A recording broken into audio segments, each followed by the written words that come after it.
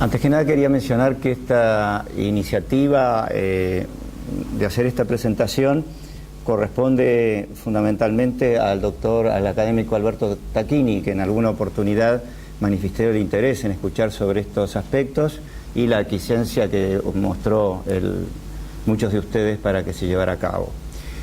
Segundo, agradezco mucho lo que dijo de que me tengo que retirar antes, señor presidente, sobre todo espero que se lo hagan presente al doctor Abel Pose, por favor.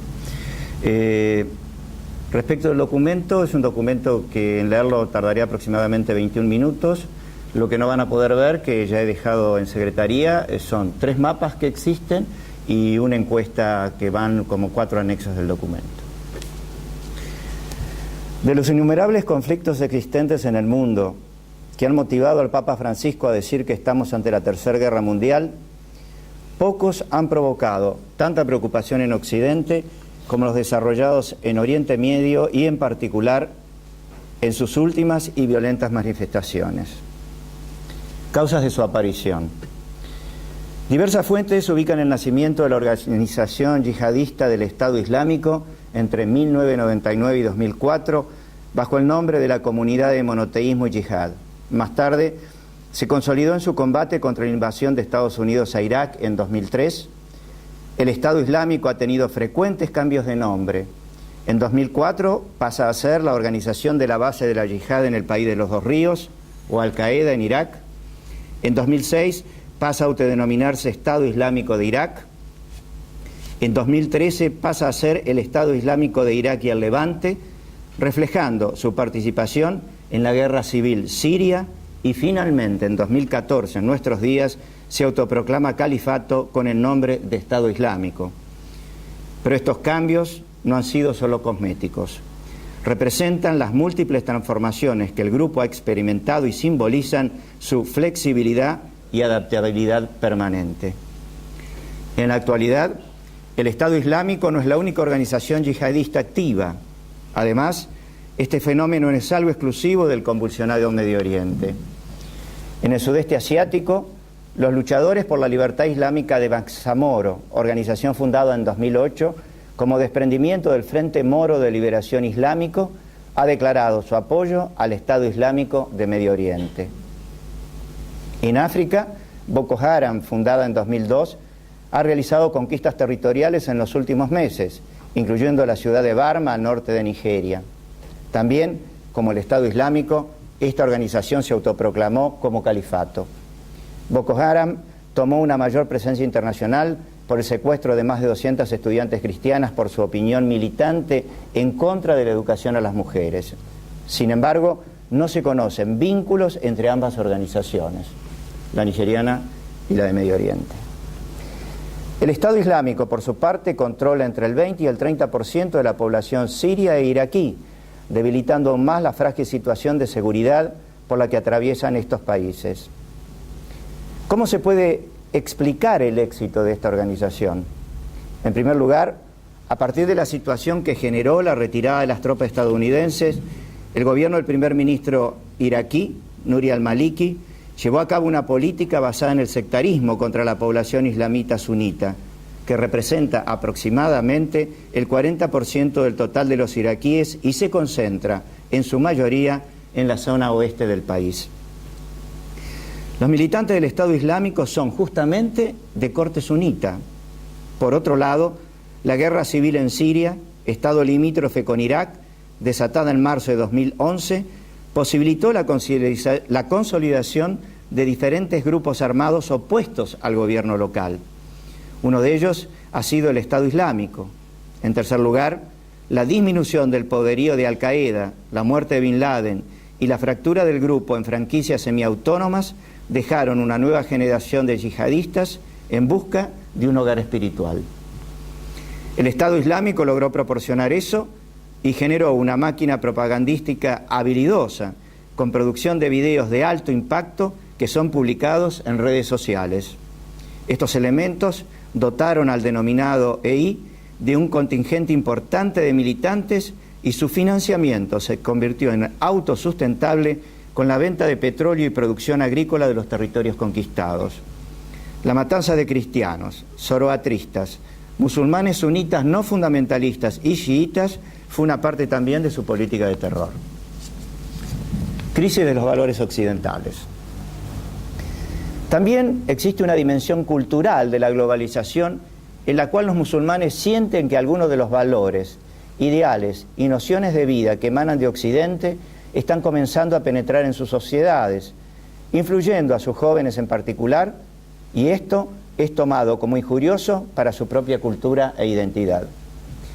A pesar del horror que generan en los medios de comunicación occidentales y de todo el mundo las actividades del Estado Islámico, la organización ha sido capaz de atraer a miles de combatientes. Actualmente se considera que posee en sus filas entre 20 a 30.000 militantes. De ellos, 3.000 o más del 10% son extranjeros. Algunos de ellos han dejado a toda su familia para ir a pelear al lado de los yihadistas. Un número importante corresponde a turcos y saudíes, países de mayoría sunita. Empero, se estima que unos 800 franceses, 400 británicos, 300 estadounidenses y 150 australianos pelean en las filas del Estado Islámico. En total, ciudadanos de 81 países, lo podrán ver en el mapa que les dejo, han viajado a Siria o Irak para combatir. Así, es llamativa la presencia de ciudadanos de prácticamente todos los países desarrollados del mundo. La procedencia de estos militantes, como dije, se muestra en el anexo 3. Pero, más allá de un mayor número de militantes reclutados de países extrarregionales, ¿qué desafío a la seguridad internacional pueden generar estos combatientes extranjeros? Los avances de la tecnología, comunicaciones, transporte y tácticas, a partir de una década de luchas en la región, permiten que un pequeño porcentaje de combatientes extranjeros que regresan puedan tener un gran impacto en sus países de origen. Así, un ciudadano francés, inglés o estadounidense que ha luchado al lado del Estado Islámico puede regresar a su país con el fin de perpetrar cualquier tipo de acto terrorista. Ante esto nos preguntamos, ¿qué ha llevado a la situación en la cual nacionales de países desarrollados prefieren luchar por una causa extremista como la del Estado Islámico, pese a haber sido educados en sociedades con otras escalas de valores? Como afirmó recientemente Aníbal Durán Jontú en un reciente artículo en El País de Uruguay, cito, existe mucha juventud que vive el presente sin las expectativas del mañana. No está preparada para los desafíos que impone el mundo globalizado. Pareciera que tienen otras motivaciones, otra mente angustiada. Como se puede observar a partir de declaraciones de militantes del Estado Islámico, sus motivaciones tienen causas variadas: pertenencia, identidad, dominio, y varias de ellas relacionadas con el plano social y el personal. Así, es posible entender por qué, teniendo los aspectos materiales en general satisfechos, estos seres humanos se alistan en las filas de grupos yihadistas. En este sentido, el hombre podemos decir que es un ser racional con una conciencia propia que lo lleva a valorar, apreciar o despreciar todo lo que hace, ve o siente. Así, un objeto, condición o acto es más valioso o digno que otro porque satisface más plenamente su escala de valores y la elección depende del valor relativo dentro de cada escala personal.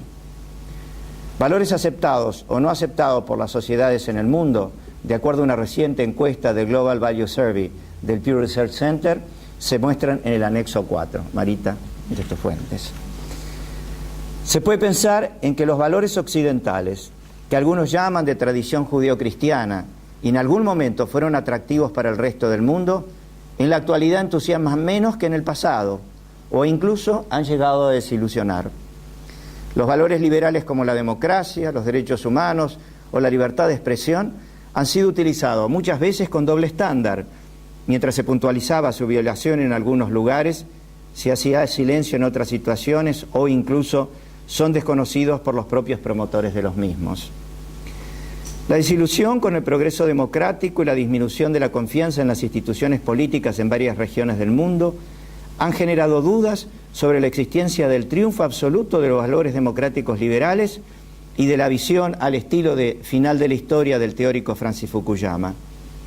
Estas afirmaciones en suma, llevan a varios sectores y sociedades a acusar a Occidente de hipócrita.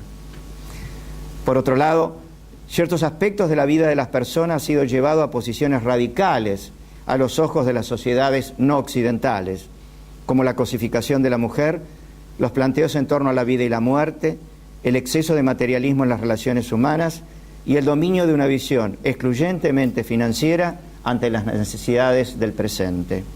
Este vacío de valores, ante la falta de alternativas moderadas, es cubierto por posiciones radicales como las del Estado Islámico. También es necesario conjurar el riesgo del etnocentrismo con la imposición universal de los propios valores, ideas y conceptos. Existe la tentación de pensar que el mayor despliegue de la razón tecnológica del mundo industrializado puede ser interpretado como muestra de superioridad general de razonamiento, confundiendo gravemente medios con fines. Cabe destacar también que el propio Papa Francisco no ha ahorrado críticas recientemente al actual paradigma filosófico, económico y social imperante. Educación en valores como factor de promoción de la paz. Frente a este nuevo desafío al que se enfrenta el mundo, es necesario tener en cuenta que el Estado Islámico tiene una falla constitutiva.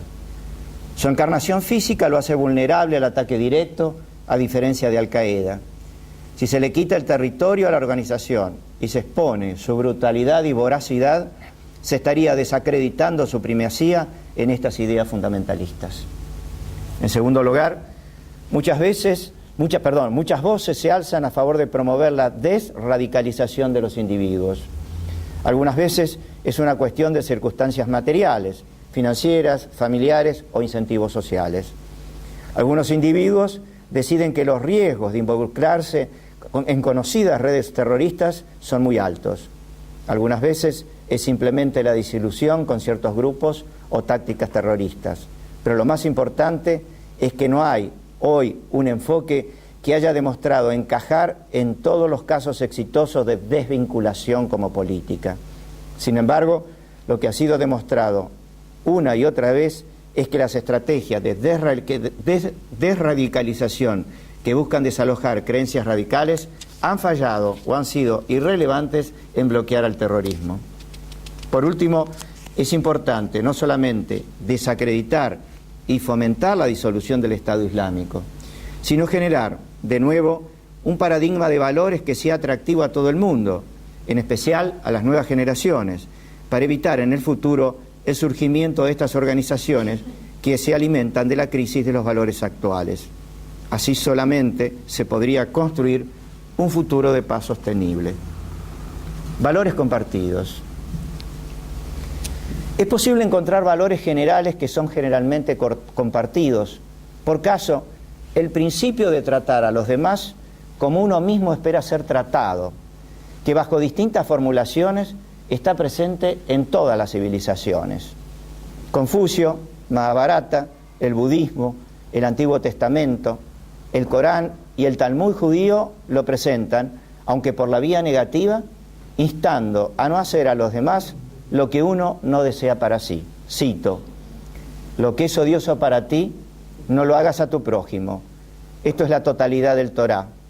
Todo lo demás es comentario. Ve ahora y apréndelo.